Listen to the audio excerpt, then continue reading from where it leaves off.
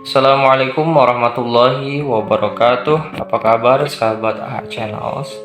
Kembali lagi bersama saya. Semoga kalian dimanapun berada senantiasa dalam keadaan sehat dan juga dalam lindungan Allah Subhanahu wa Ta'ala. Dalam kesempatan kali ini kita akan membahas tentang filsafat Islam. Dalam hal ini kita akan membahas seorang filsuf muslim yaitu Al-Farabi. Walaupun sebenarnya banyak sekali ya seorang tokoh filsuf dari kalangan Islam seperti ada Kindi, kemudian ada Ibnu Sina, ada Al-Ghazali, ada Ibnu Rushd. Namun kita akan fokus pada pemikirannya Al-Farabi. Kita awali dengan biografi Al-Farabi. Ia sebenarnya bernama asli yaitu Abu Nasr Muhammad bin Narhan bin Uzalah Al-Farabi. Ia lahir di kota Wesij tahun 259 Hijriah atau tahun 872 Masehi. Ia mempunyai seorang ayah. Ayahnya ini sebenarnya berkebangsaan Iran tetapi ibunya berkebangsaan Turki, sehingga Al-Farabi ini dikenal lebih sebagai tokoh yang berkebangsaan Turki ya, karena ibunya berasal dari Turki. Oke, dalam hal ini kita akan membahas filsafat metafisika ataupun kita akan membahas bagaimana proses penciptaan alam jagat raya ini ya. Dalam hal ini, dalam filsafat metafisikanya Al-Farabi, ia berpendapat bahwasannya alam jagat raya ini merupakan pelimpahan dari zat yang maha tunggal atau lebih dikenal dengan teori emanasi. Sebagaimana kita ketahui bahwasannya memang di dalam dunia Islam ataupun orang muslim itu sendiri memang percaya bahwasannya tentu alam jagat raya ini diciptakan oleh Allah Subhanahu wa Ta'ala.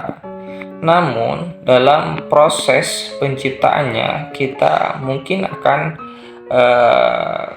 berhenti pembahasannya, karena dalam Al-Quran kita tentu akan mendapatkan bagaimana informasi yang dikabarkan oleh Al-Quran itu bersifat global ataupun bersifat umum dan juga bersifat pembahasan yang pokok-pokoknya saja, sehingga ketika kita membahas bagaimana sebenarnya Allah Subhanahu wa Ta'ala ataupun Tuhan kita semua menciptakan alam jagat raya ini tidak secara rinci ya, sehingga Al-Farabi dengan filsafat metafisikanya mengumumkan bahwasanya alam jagat raya ini merupakan limpahan dari zat yang maha tunggal ya.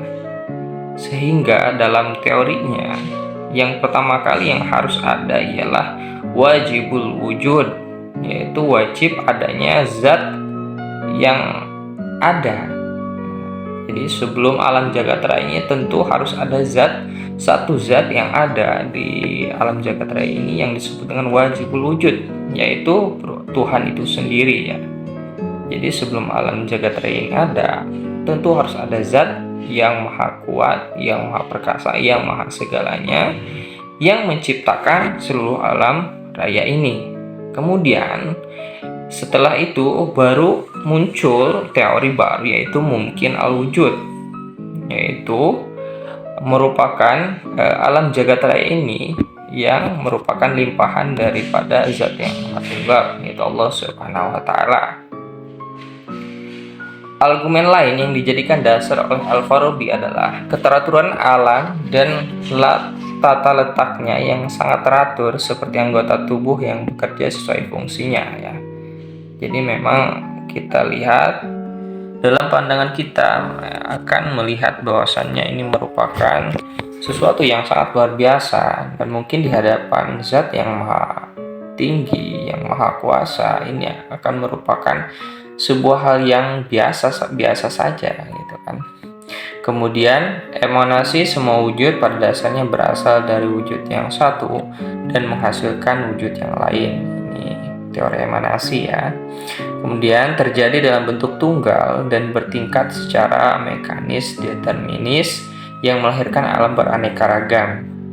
Menurut Al-Farabi, akal murni berpikir tentang dirinya yang menghasilkan wujud pertama, yaitu Al-Mawjudul Awal, yaitu Tuhan, sebagai akal yang berdaya berpikir tentang dirinya.